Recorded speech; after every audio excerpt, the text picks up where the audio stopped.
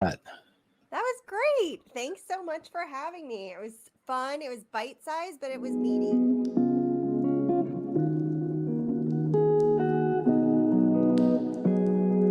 Hi, folks. My name is Girish, the host for Back to Basics, another Back to Basics for another week. Today, we're going to talk about networking. No, not computer networking. We're talking about communication networking. We're talking about collaborations. Those are the words that we'll be using today on this podcast, in this episode. And this person I just met right before this recording, and I had a feeling that I was going to be friends with her. And guess what? I'm friends with her. And now we're just connecting, and I'm pretty sure maybe 120% more, maybe that's too high. Maybe 90% we'll be friends offline too. And she's a great person to chat with, chit chat with, collaborate with, and network with. Well, wait a second, I said those words earlier. But let's bring her on and let's talk to Sara and let's collaborate with her and let's connect and let's see how she is today. Sara, how are you? And thanks for coming to Back to Basics. I'm great. Thank you so much for having me. And I agree. It was a great little 3 minutes of meeting before this episode started. I totally agree. I think this is the best 3 minutes ever, wasn't it? I love it. So I don't even know. We're not even 2 minutes into the podcast, but it was nice chatting with you. So should we end the call now? Yeah, that feels right. Yeah. That's right. No. I think we've solved all the world's problems at this point. I think so. I think that Sarah, thank you again for coming on my podcast and making this joyful for both of us. And I think we're going to have a fabulous time. But before we get into what we're going to discuss about, what does back to basic mean to you? Back to basics means where you're starting, find a starting point, center there, and then move forward. Don't overcomplicate and really show up with your full self as you start the journey. Yeah, absolutely. I think that's what we did earlier before we started the show, and even now. So thank you again, Sarah, for coming here. So we're going to be talking about networking, collaborations, and more collaborations. And this is the business world, and this is the work life balance that we talk about, even offline, right? So, what are your thoughts? I mean, where did this whole concept came in for you? I mean, it's been there for a long time, but it looks like the more and more we talk about it after COVID and post COVID, it seems like it's more visible now. What are your thoughts on that? I agree. I think it's interesting because some of networking became a lot easier in COVID. Like, for example, I'm not great with names, and I'm always worried that I'm going to say the wrong name. So then, you can see it right there on the screen. You can see what my name is right there. So it's really easy to kind of move forward. You don't need a name tag or anything like that. And you also can easily share links and save things like that. So that, if you link to your website or to your social media, and it makes it you give a really easy way, no barriers at all to connect after the event. Now there is also it doesn't feel quite the same way. Like you're not getting, as an extrovert, I'm not getting that same energy. I'm still getting some of it, but it's just not the same as being actually in person with people. Hmm. And honestly, people are a little bit tired of Zooming at this point. I'm pretty sure that is so right. That is so right. But thank you again, Sarah, for explaining that. We're getting to the digital age now, so let's step back a little, if you don't mind. Back in the days, we used to handshake, we used to meet in person, go for coffee, go for bars, and have drinks and collaborate, right? Mhm. And we also used to give business cards. Yes. Now, in the digital world, how has everything changed for you? So let's go from the coffee and the beer concept to what's the digital world concept? What are your thoughts on that? So the biggest thing I recommend for everyone to do, and if you have not done this, do it right now. Open up a Google Doc, put all your links in there, put your elevator pitch or a very brief tagline of what you actually do. And then when you are allowed to copy paste into the chat box when you're networking, then it makes it really easy to build that connection, because the majority of networking happens after the event and Mm. not in the event, which I think is a really common misconception, and actually was probably more common when we were shaking hands and giving business cards in person. Because how many times did you go home and just like throw that business card in the drawer and then not do anything with it? That's that's right. You're right. Actually, most of the business cards concept is still there, and Mhm. they do give it for whatever reason. I think it's still a mindset as to if it is in my hand, I'm going to go and call you. But I, Yes. but I think the Gen Ys and Gen Zs are thinking, and don't get me wrong, guys. I mean, we're you know making notes and exchanging notes here. So if I'm wrong, please do comment my episode and let me know that I'm wrong, or tell me what's right to think about. But what I'm about to say is Gen Ys and Gen Zs, they think a little more digital versus what we used to think back in the days. So I think they're thinking of LinkedIn, they're thinking of Instagram, they're thinking of TikTok, they're thinking of other social media handling. So what are your thoughts on that part? Is that correct? I think so, probably. I also would bet that instead of having a business card, which technically creates waste, that they would have a QR card or code on their phone that you could just snap with, and that would take you to their podcast, their website, whatever the case may be. That would be like saved and organized on their phone for easy access, and you could just hold your phone out, and then the person would their phone read the QR code. So that would be kind of I would suspect that they would also do that. Yeah, Um, versus, we're thinking more in the event space. that's right. Um, and they're thinking more in the reaching out and continuing the connection space, which makes total sense. And I am a millennial. So I'm thinking more of the traditional, what we grew up with as That's right. networking.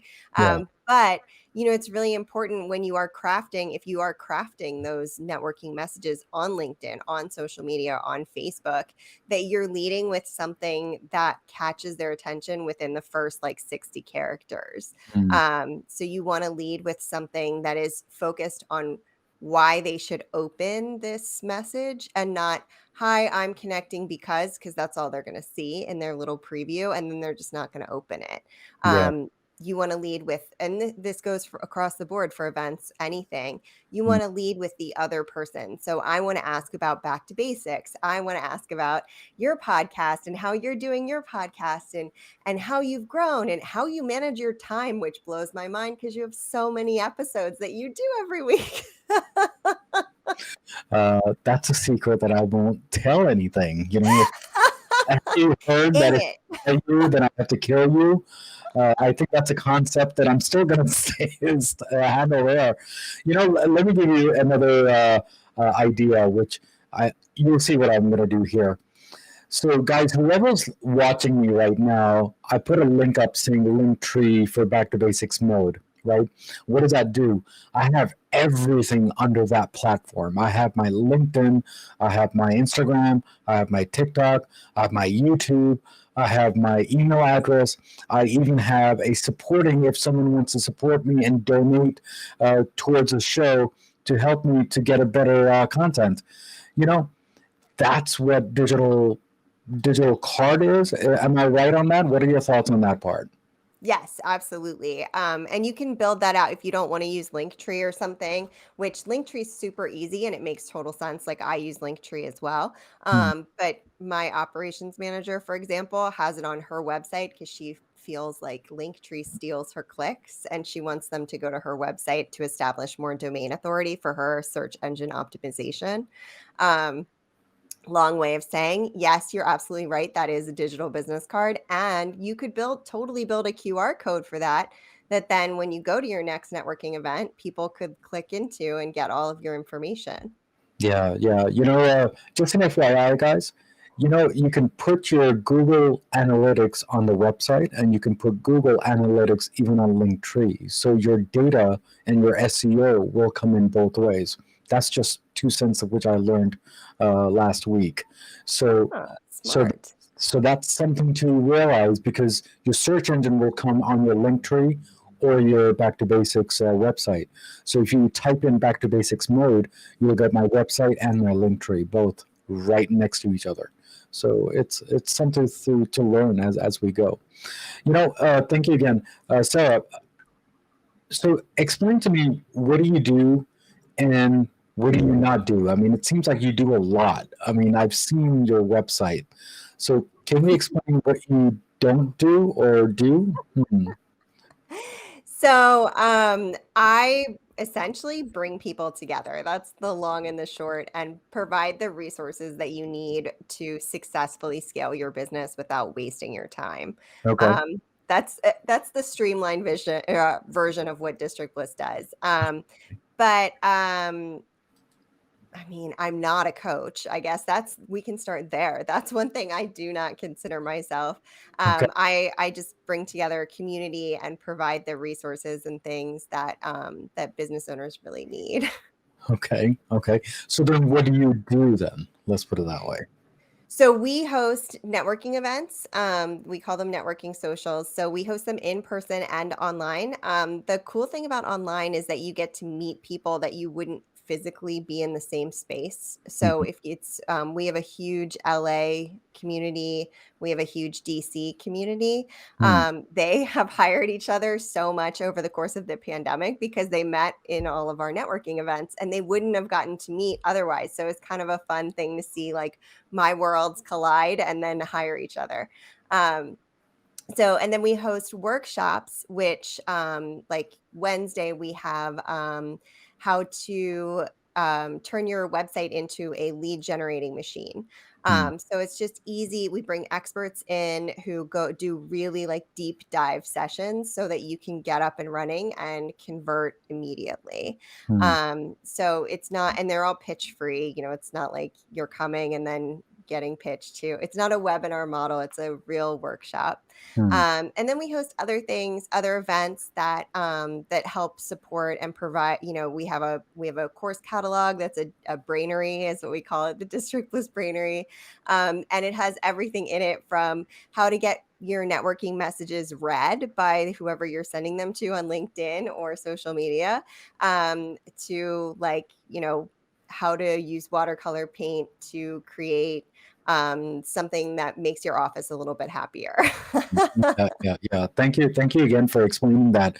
I was looking at your website earlier today, and I get the first part, which is the district part, right? Where did the bliss come in? Or Good yeah, question. where did that come from? Okay, so that's a great question. So the reason, I'm sure you can tell from my personality, I'm a bit of a sunshiny human. Never. But when I first started going out and trying to go to these networking events, that were not our networking events, Hmm. I was striking out. I was getting met with a lot of that. Oh, you're in the same field as me, so I don't need to know you. You're my competition. And I was like, actually, like, I'm trying to build a referral, where I can refer out when it's not a client that I can take or that I want to take, because I'm not going to work with my non-ideal client. And it was really discouraging and disappointing. So I ended up founding District Bliss and creating a space where people could come together and enjoy socializing and networking. And Hmm. that's where the bliss came in, because I wanted to convey that it was a space that was going to be fun. It's not that stodgy networking. You're not sitting through anything. We aren't going to force you to sit through anything or do anything that's uncomfortable, unless it's growth uncomfortable, like muscle soreness kind of Right, thing. right. But I wanted to really make sure to convey that message in my brand, Hmm. because we should get to have fun. That's why you start a business. You start it because you're passionate. You start it because it's something you enjoy, and you should enjoy all of the processes of it. Right. Yeah, thank you again, Sarah, for explaining, how that website happened or the company happened, and what we talked about earlier about, connecting and collaborating. So let me ask you in a different way now, right? There are people who want to network and collaborate, but they have a small lump in their throat that I don't know if I should reach out to Sarah and she might say no, or I think what I'm trying to say is rejection, and people they don't like rejection. So how do we come over that? Yeah, and imposter syndrome too, where you feel like there are other people out here who might be better than you at something. So why should someone connect with me over this other person that I really admire on social media that I'm following? Hmm. So I would encourage you to take a step back, and remember that networking is actually about the other person. So instead of going in with the mindset of you're going to be talking about yourself, go in with the mindset of you are kind of interviewing them. Hmm. You are asking questions, and you are being genuinely curious, and you are finding out about them so that you can help potentially serve them, whether that be through sales or through referring to them or through connecting them with other people as you leave the actual space. But I think once the focus is taken off of, oh my gosh, I have to talk about myself or my business, my baby, then it makes it a lot easier to step into that kind of spotlight, because it isn't a spotlight on you, it's a spotlight you're sharing with someone else. But the more, thank you again, Sarah. But the more and more you talk about yourself, this is just a question and just a statement in mind. The more and more you talk about yourself, or even myself for that matter, doesn't it sound like that I'm more conceited, more egoed? Because you're talking so much about yourself. When do you stop, and when do you not feel that you're pushing? Does that make sense? Well, yes, totally. So yeah, I mean, it does. It feels like hard selling. It feels like I'm going to tell you all about my business so that you will buy from me. This is why it feels very bill. I like to relate it to infomercials. And Billy Mays was my favorite infomercial guy. So I will generally relate it back to that. So you don't want to be the Billy Mays. But you're not, that once you have started asking questions, it will organically flow. So you aren't actually putting anyone else into hosting their own info commercial by asking questions, Hmm. because they will naturally ask you questions then as well. That's just, as social beings, that's what we do in our nature. So, I may say like, hi, I'm Sarah. Like, tell me about Back to Basics. I'm really excited to hear about what your process is. Like, how do you find great guests? How do you orchestrate these interviews that are really approachable and welcoming and share great content? Hmm. And then you're going to answer that, and you're going to be excited to tell me about it. But then you're going to wonder why I thought to ask you that question, because clearly I have considered something, and like and it even builds like a deeper relationship right away. Hmm. I, you know, uh, I've been told and asked many, many times, and I still get excited about it. Even though that it's been like 18 months, 19 months that I've been doing this, and it's great. I mean, we talked right before this call, and you know how I acted. I think that's just a normal thing. But then, how did you start the digital, bliss? I mean, when was the moment for you when you first started this? So do you mean digital, or do you mean like when I first founded the business? When you first founded the business? So this is kind of an interesting story. Well, if you know me, you know, but if you don't, it's always surprising. So I was a teacher. I was a high school teacher, and I loved it. It was like the thing that I wanted to do my whole life. I taught darkroom photography. I mean, how cool is that? Of course, I would never want to leave that. And then I was verbally breaking up a fight in the hallway one day, and I was attacked by the aggressor. Oh. And he permanently disabled me. So the nerve in my leg died, from my knee to my toes. And you cannot tell that. Like if we met in person, you would have no idea. I have gone through physical therapy. I had to relearn to walk and all the things, and it's permanent, but I do the best I can. So I had a summer job as a teacher. You always have a summer job to supplement your income. And mine was photographing weddings. So when I started going out and trying to network and I was striking out, it's because I was meeting other photographers, knowing that I had a limitation where I couldn't take all of the clients. But they didn't know I had this. They just thought I was coming in. They thought I was their competition. And that was, I just didn't, I don't have time for that. Like I already had something negative happen. I don't need more negativity in my life. So that was in 2014, I was injured in 2011 and couldn't go back to work in 2012. So in 2014 is when I said, enough is enough. We're doing networking the way I want to do it. People are going to come here and be lovely and welcoming and warm and enjoy this process. And no one is going to feel the way that I was made to feel when I tried to network after, because I needed to be able to refer out. Sure. Yeah, Sarah, thank you again for answering that question. And, we're going to talk offline. There's something, it's very relatable to what I do and I'm doing today and how it all started. And then whoever knows me, I think that they know what I'm talking about. And the people who don't and you still want to know, and we're going to talk offline about this, you can go to my website and take and read my bio. That will answer all the questions, what she said and what I'm about to say to her offline. So yeah, that's really exciting. So Sarah, thank you again for answering that question. And before you leave today, what is Sarah for the next 5 years? And how was your journey on Back to Basics for you before you leave today?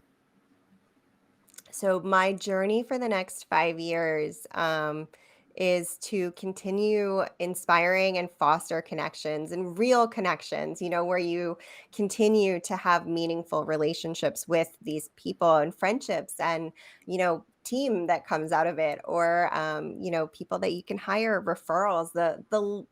There is no limit to collaboration and networking, truly. And to be able to bring, take that anxiety out of networking and bring it into a welcoming space that people really look forward to and enjoy. And what was the second part of your question? It just fell right out of my brain. How was your journey on Back to Basics so far? On the podcast itself? Yes, on the podcast itself. Yeah. I think it was super fun. I love that you were able to ask me questions that got really cut through to the deeper pieces of what we were talking about. And it wasn't a super surface level conversation. It was actually there was meaning there. Yeah. Thank you again, Sarah, for coming on the show and answering this question. And all the questions about collaboration and networking. So thank you again for coming on my podcast and supporting me on the small podcast that I have. And hopefully you'll be coming back again on Back to Basics and supporting me too.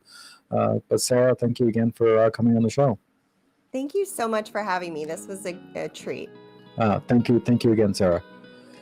So guys, we spoke with Sarah today and we talked about Back to Basics, didn't we? And we talked about even District Bliss and how we collaborate with others and communicate with others. We talked about how she does it and how I do it. We talked about how we used to do it and how we're doing now in the digital world, that is. Okay? So you learn as we go, and that's the main thing. Now, as usual, as always, there's a quote of the day from Back to Basics, and hopefully Sarah will like this quote. The quote is, networking is an essential part of building wealth. Yes, wealth. Wealth of knowledge, that is. Wealth of meeting people. Wealth is nothing to do with money. Wealth is all about making a big community, and that's what we're trying to do here. Guys, as usual, as always, what do we always say at the end of the episode? everything in life goes back to basics, and that's what we did today, guys. Guys, take care. God bless. Keep on commenting on all my episodes because it makes me stronger day by day, week by week, by your support. That's it. Only by your support. And there are three things, according to me, in every episode makes a hit for me, that is, which is the content, the guest, and definitely the host. Guys, take care. God bless. And I will see you next time on Back to Basics. Next week's episode on Back to Basics. Home apothecary, I have my essences, and I have about 4 or 5 different other producers' essences. And so there's some that do a certain thing that I don't, that's needed and that I don't have. And so it's kind of, I really go with what's needed at the moment. And it's kind of like moving away from this